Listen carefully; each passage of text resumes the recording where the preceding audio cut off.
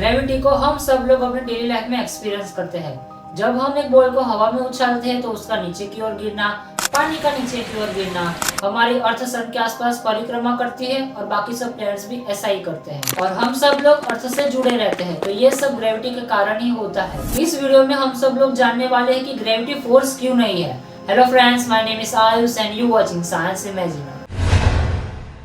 Newton ने अपनी gravity की थियरी यूनिवर्सल ग्रेविटेशन लॉ को 1687 में प्रकाशित किया था। यह थियरी उनकी फेमस बुक में प्रकाशित की गई थी। इस बुक में न्यूटन ने ग्रेविटेशनल थियरी के साथ साथ लॉ ऑफ मोशन भी प्रकाशित किया था। हम Newton's law of universal gravitation का यूज करके दो ऑब्जेक्ट के बीच में लगने वाली ग्रेविटी का पता लगा सकते हैं। दो ऑब्जेक्ट के बीच में ग्रेविटी कितनी पावरफुल होगी वो उन दोनों ऑब्जेक्ट के मास और डिस्टेंस पे डिपेंड करता है। जब कोई वस्तु अर्थ की ओर गिरती है तो सिर्फ वो ऑब्जेक्ट ही अर्थ की ओर आकर्षित नहीं होता, बल्कि अर्थ भी उस ऑब्जेक्ट की ओर आकर्षित होती है। लेकिन यह एक्सेलरेशन बहुत ही कम होता है, इसलिए हमें महसूस नहीं होता क्योंकि अर्थ का मास उस ऑब्जेक्ट के मुकाबले बहुत ज्यादा है। अब सोचने वाली बात यह है कि न्यूटन्स के लॉ तो बिल्कुल सही काम कर रहे हैं, तो फिर ये क्यों कहा जा रहा है कि ग्रेविटी फोर्स नहीं है। यहीं पर एंट्री होती है हमारे आइंस्टाइन चाचा की। ये सब शुरू हुआ था 1919 में, जब आइंस्टाइन ने अपनी थियरी जनरल रिलेटिविटी को पब्लिश किया था, जिसमें आइंस्टाइन ने कहा था कि ग्रेविटी कोई फोर्स नहीं है, ये सिर्फ स्पेस टाइम की वक्रता के कारण होता है। हम सब ने यह प्रयोग कहीं ना कहीं देखा होगा। जब एक बॉल को बीच में रखा जाता है तो वो रबर की शीट को मोड़ देता है और छोटी बॉल उसकी तरफ लुढ़कने लगती है। सेम यही चीज हमारे स्पेस में भी होती है। इसी कारण से हमारी अर्थ सन के आसपास परिक्रमा करती है, ना कि कोई फोर्स के कारण। आइंस्टाइन की ये बात कि ग्रेविटी कोई फोर्स नहीं है, ये सिर्फ स्पेस टाइम के मुड़ने के कारण होता है, तो इस बात को हम साबित कैसे करें।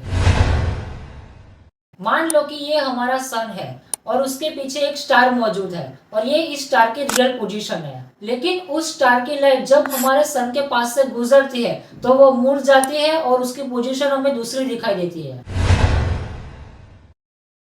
29 में 1919 को सोलर एक्लिप्स होने वाली थी। सोलर एक्लिप्स में अर्थ और सन के बीच में चंद्रमा आ जाता है, जिसे सोलर एक्लिप्स कहते हैं। सोलर एक्लिप्स के दौरान हम सन के पीछे वाले स्टार को देख सकते हैं। एडिक्टन और उनकी टीम ने स्टार की पोजीशन को मापा और पता लगाया कि स्टार की पोजीशन अलग है। अब आप लोग सोच रहे होंगे कि ये कैसे साबित हुआ कि ये सब ग्रेविटी के कारण नहीं हुआ है। यहाँ पर हमें न्यूटन्स के लॉ को फिर से देखना पड़ेगा।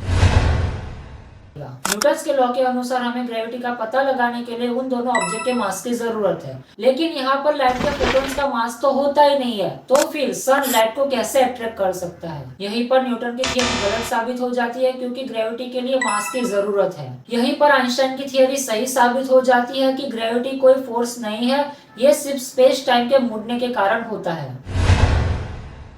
अगर हम इसके एक एग्जाम्पल की बात करें तो ब्लैक होल लाइट को अट्रैक्ट करता है, क्योंकि इसके कारण है, क्योंकि ब्लैक होल स्पेस टाइम को बहुत ज्यादा मोड़ देता है और लाइट हमेशा स्पेस टाइम में ही ट्रैवल करती है। जब ब्लैक होल स्पेस टाइम को बहुत ज्यादा मोड़ देता है तब लाइट को उसके अंदर जाना पड़ता है। आशा करता हूँ कि आपको वीडियो पसंद आई होगी। कमेंट करके अपने विचार जरूर शेयर करना। धन्यवाद।